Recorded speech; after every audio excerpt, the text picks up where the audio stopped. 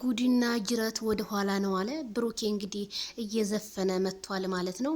ቡራዬ ተረጋጋ። በጣም ትናንትና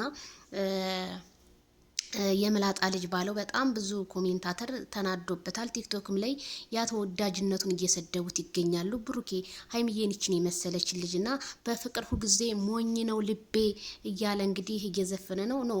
በፍቅር ሞኝ ልብ ማለት ለመጣው ሴት ሁሉ የምታስተናግር ከሆነ ያ ሞኝ ልብ አይደለም። ይሄ ሞኝ ልብ ብዬ እኔ እንትን አልለውም። ምክንያቱም ልብ ለአንድና ለአንድ ብቻ ነው። ሀይሚ ላንተ በጣም ብዙ ነገር ሆናልሃለች፣ ግን ዛሬ እሷን ማስገባት የለብህም። በቃ ማለት ከህይወትህ ማስወጣት የለብህም ማስገባት እንጂ።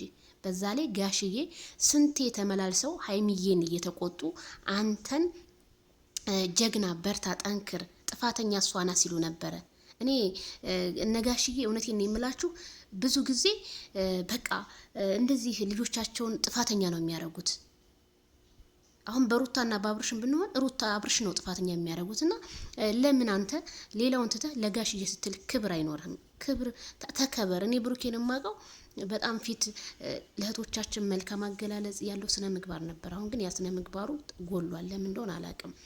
ስለዚህ ወደ ራስ ተመለስ። እንግዲህ በፍቅር ሁልጊዜ ሞኝ ነው ልቤ እያለ መልእክቱን እንግዲህ አስተላልፏል ማለት ነው። ላይክ፣ ሸር፣ ሰብስክራይብ እያደረጋችሁ ለሁሉም ይድረስ።